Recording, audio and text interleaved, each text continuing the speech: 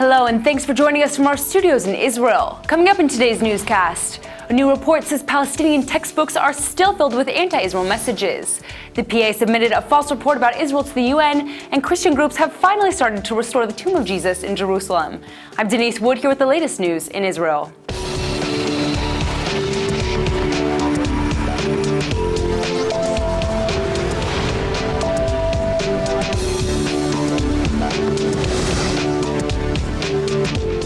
The Palestinian Authority has promised to end incitement against Israel in its school textbooks, but a new report shows Palestinian educational materials continue to be filled with information that denies the existence of Israel and never once mentions peace.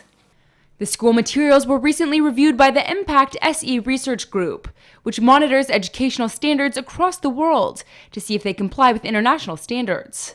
The review cited one example of the continuing inflammatory content, which was a post on the official Facebook page of a Palestinian girls' school, which showed a photo of Adolf Hitler with a caption that said he could have killed all the Jews in the world but kept some alive, so the world would understand why he killed the others. Another second-grade textbook doesn't show Israel existing on the map, which is the case for the vast majority of Palestinian textbooks. Israeli cities within the 1967 borders such as Nazareth, Haifa, or Jaffa are identified as being Palestinian. One of the only cases where the name Israel actually appeared was in the 2014 junior high text called The Modern and Contemporary History of Palestine, but it was printed as far to the side of the page as possible. Many books that were reviewed in the report showed propaganda images, such as depictions of brutal IDF soldiers or the destruction of Palestinian property by Jews. Impact SE chairman Marcus Sheff says Israelis are exclusively portrayed as enemies in the Palestinian Authority curriculum for children, and that he never found the word peace in any of the materials. Islamic radicalization is on the rise in refugee camps, and 5 Jordanians were killed yesterday in a terror attack at a Palestinian camp in Jordan. Palestinian President Mahmoud Abbas is denouncing the attack, and investigators are continuing the manhunt for the perpetrators of the deadly attack, which killed 5 people at Jordan's General Intelligence Office on Monday. Local news reports are claiming that terrorists murdered 3 intelligence officers and 2 other security personnel at the office, which is located in the Baqa Palestinian refugee camp. Baqa is the largest camp in Jordan and home to 70,000 Palestinians and their descendants.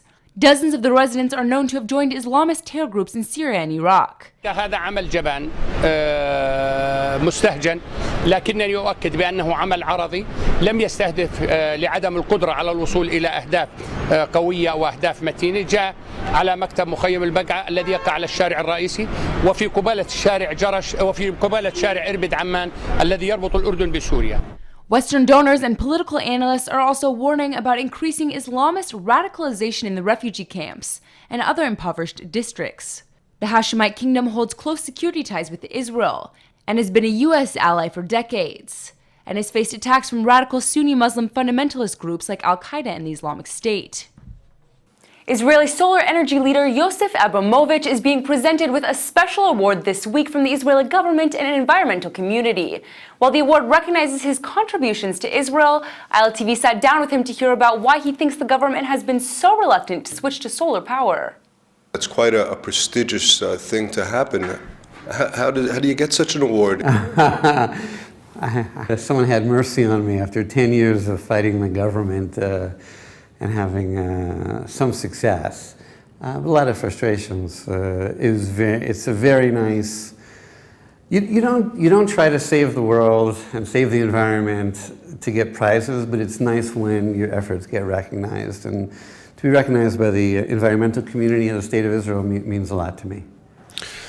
It's a great mystery to me that when so much is made about a find of natural gas off of our shore and other issues related to energy. And here we are in a country that is really been at the forefront of the development of solar energy. Yeah. And we here in Israel use it so little. Yeah. Is that troubling?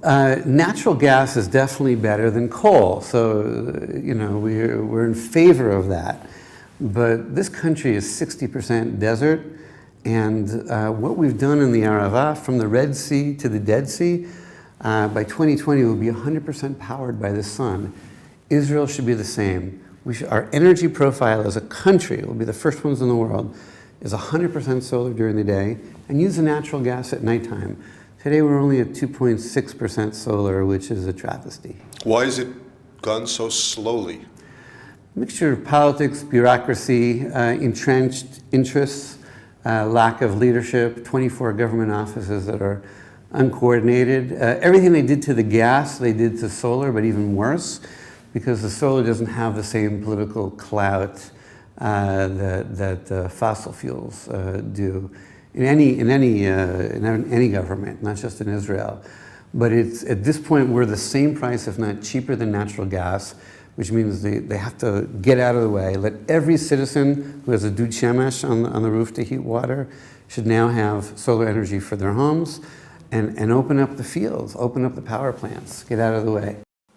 It looks like Israel is once again at odds with the United Nations after the World Health Organization released a report claiming Palestinians face serious health risks from Israel. Israel's ambassador to the United Nations, Danny Danon, is accusing the World Health Organization of creating an alternative reality by releasing a report that suggests risks are posed to the health of Palestinians who live under Israeli control. Danon is slamming the UN publication as being riddled with misleading and false captions to photos, which he says are meant to attack the Jewish state. Danon says data has been collected by the Committee for Accuracy in the Middle East Reporting in America watchdog group, as well as the Israeli Cool blog, that shows the claims are false. The group's data includes a photo that's a part of the report, where PA Ministry of Health officials accused Israel of attacking Palestinian medical staff in hospitals. The photo is labeled as Israeli occupation soldiers searched the interior of a Palestinian ambulance, when in reality the ambulance belonged to the Israeli army. The photo even cut out the Star of David on the ambulance, but you can still see the lower part of it in the picture. The report also included multiple horrible charges against Israel, including saying that Israel injects Palestinian prisoners with viruses and freezes terrorists' bodies to keep their organs from being stolen. Danon slammed the World Health Organization for spreading lies about Israel instead of creating an accurate report. In today's digital world, it's getting more and more difficult to convince children to play outside and be active. Thankfully, Israeli innovation has an answer, and ironically, it's an app. Limor Erez and Mais Ibrahim created an app to help children and adults find teammates for pickup games of soccer, which they hope will help people be active and will also expose them to new friends and different people groups. They're here with us today to tell us more. Thanks so much for coming in. Thank you. Now, I understand you created this at a hackathon, this app. Can you tell us more about that? Yes, this hackathon is a joint initiative of SAP Global and the Street Football World. It took place in 6 different countries all over the world, wow. Like India and Brazil, and the 6th event took place here in Israel. And here in Israel, it was with the cooperation of the Paris Center of Peace. It was 3 hectic days where we were supposed to come up with a prototype of an application that relates to football and not a regular game, but honest and a non-violent game, and also social. That's something that has social impact. Fantastic. And what is your app specifically? Okay, so. Our app is, first of all, a mobile app. The goal was to create an application for kids and even for adults. Kids tend today to spend a lot of time in the smartphones, sure. and they don't usually go out from the house and see a lot of TV. So first of all, we wanted to encourage them to play football, to go out to do some sport, and sometimes they don't have enough players for the team or for the match. So this application enables them to create a team or join an existing team, and to book a field and play a football match with other groups. So it's meeting new people also. Yeah, meeting new people with different location. And we also developed this. It's not just about fun football, but also they can gain points and rewards for doing an activities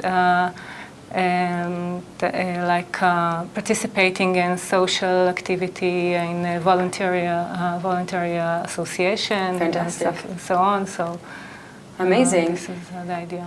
Now, this is also with the Paris Center for Peace. What is the goal with the application in the Paris Center? Well, the goal for the Paris Center for Peace is to connect people from different populations and to get them play sports. And these applications help. It's the tool to bring the kids together and to get them know each other, understand each other more, to respect each other, learn about each other cultures and different stuff. So amazing. It sounds like Yeah. a fantastic initiative. Yeah. Now, this is a part of the hackathon, and it's a competition as well, correct? And is it still ongoing, the competition? No, the competition ended 2 weeks ago. We are the winning team. Congratulations. thank you. And at the end of this month, all 6 teams from all of the country, from all of the world, traveling to Germany, Heidelberg, where we are supposed to create one application that's combined from Yeah. all the great ideas. And we are supposed to present this application to the member of the board member of SAP. Fantastic. Now, do all of the different countries, it always the idea of bringing social change with technology, correct? All the Yes. different applications? Fantastic. So you're all bringing that together to make. Yeah. Well, fantastic. Your app sounds amazing and like it's going to make a big Thank you. change. When can we expect to see it? Is it going to be released soon? It's still in development, correct? Yeah, it's Yeah. still a prototype, and we hope that after we will return from the event, we will continue developing this application and to make a change. Well, it sounds amazing. Congratulations again, and we're Thank you so so excited to much. see how that turns out. 3 rival Christian groups have finally put aside their differences to begin a project to restore the tomb of Jesus in Jerusalem.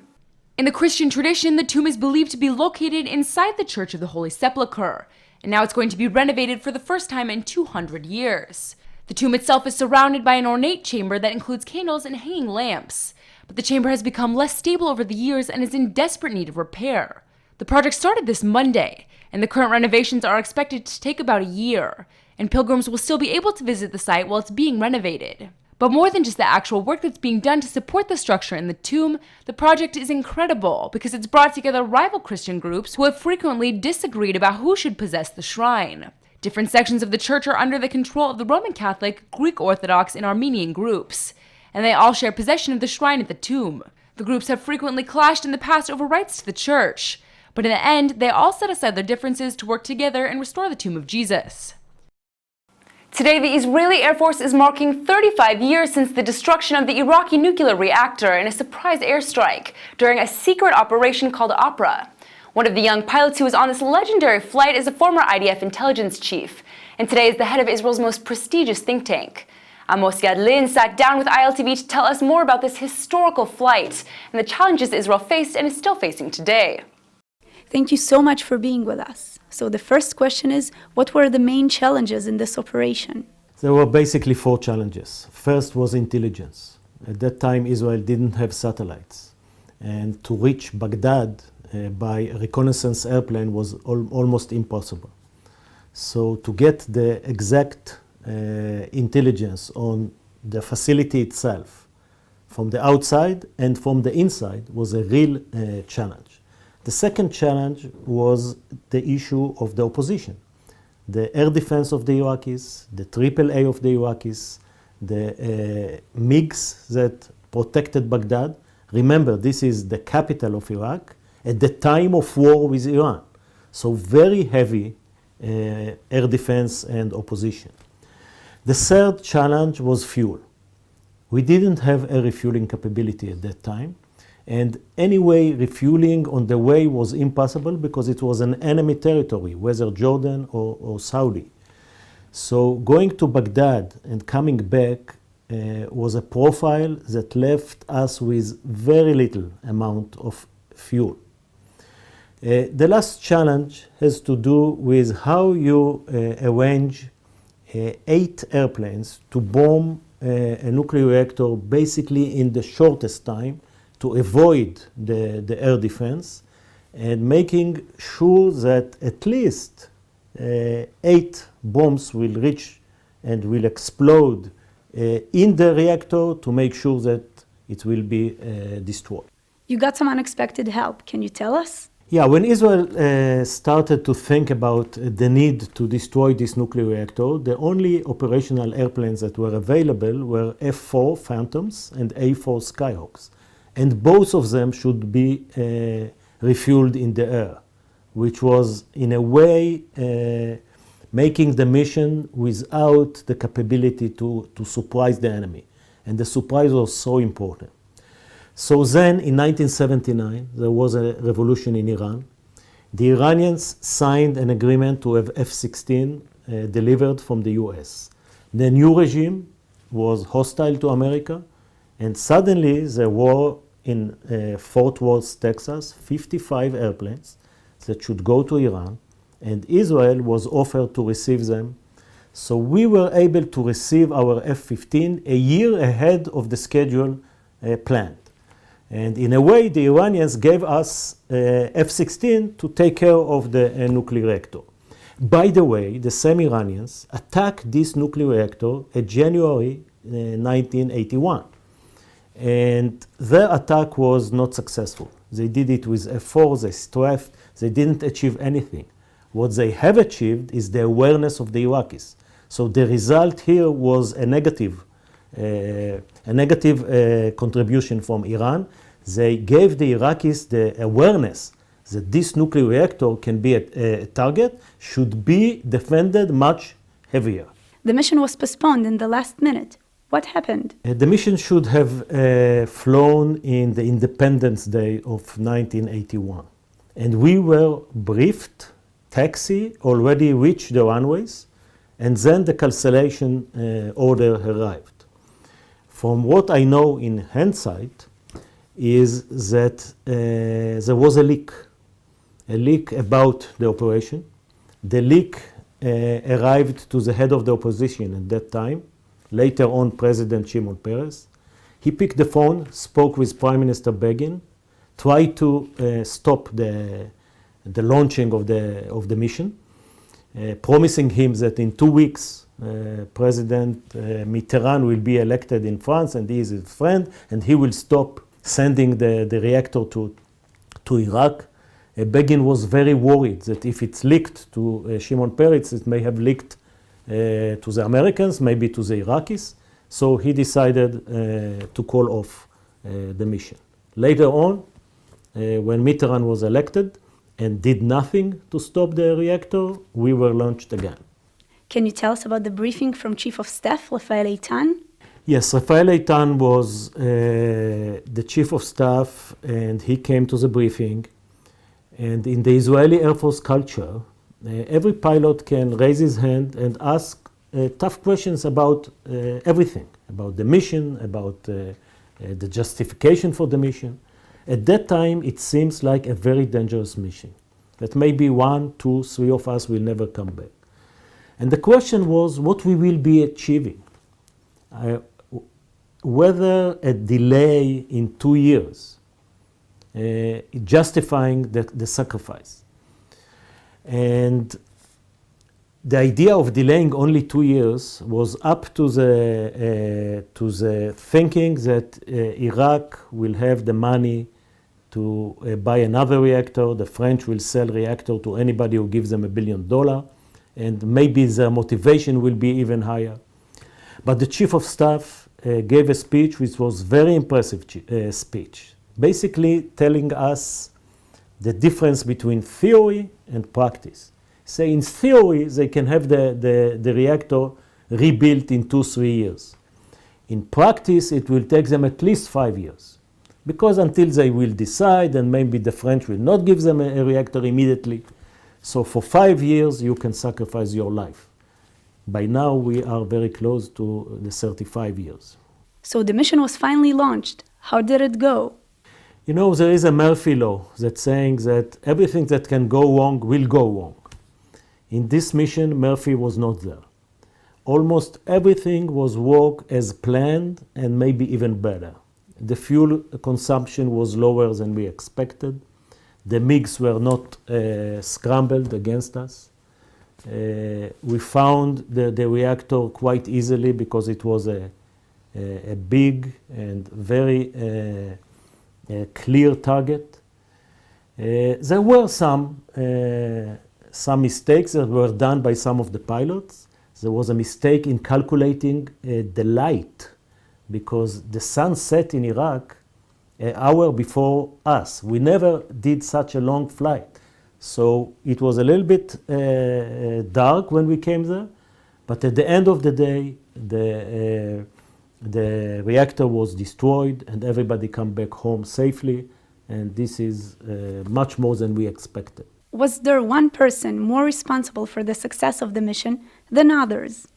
You know, usually you devote the success to the pilot, to the brave pilot, and our leader, Lieutenant Colonel at that time, Raz, who was the squadron commander, even got a decoration. And this is right because he led the operation in a very professional way. But I think the real hero of this flight is not the pilot, it's the decision maker.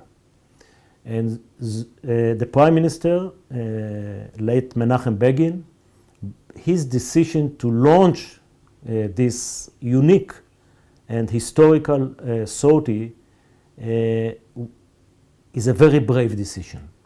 And in a historical perspective, he deserves all the credit. How did you feel when the world, including the United States, condemned Israel? You know, we are used to it. And if we do something that we feel that is right and protecting the Jewish people, we will listen to the criticism. And to tell you the truth, we even had a regret from the war, especially from the Americans. In 1991, 10 years later, when the Americans went to the first Gulf War and they found Iraq without nuclear weapon, they sent, the defense secretary was Mr. Cheney. He sent a picture of this reactor to General Ivry, who was at the time of the attack the Air Force commander, and told him, thank you for taking the nuclear option from Iraq, which make our war much safer and successful.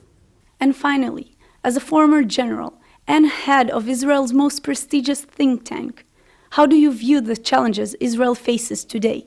Israel has many challenges, and the first one is still Iran. The rest of the world is concerning about the Islamic State. For Israel, the Islamic Republic of Iran is our main enemy, and their proxy Hezbollah is the most challenging military threat to Israel.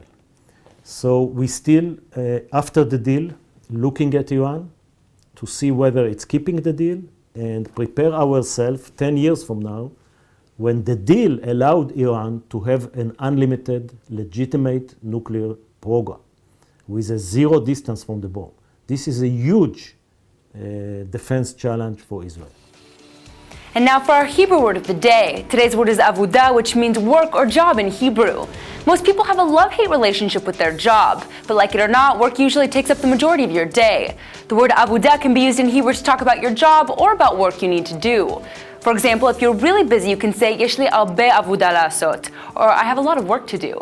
And if you like your job, you can also say ani meod ohevet ha'avodah sheli, or I really love my job. Because after all, it's important to love what you do and do what you love. Let's go ahead and take a look at the weather forecast.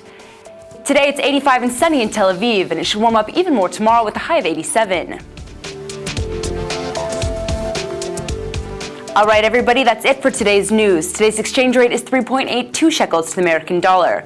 Remember to sign up for our daily newsletter at iltv.tv, and don't forget to check out our evening update every night at 8 p.m. Eastern Time. Thanks for watching, and see you tonight.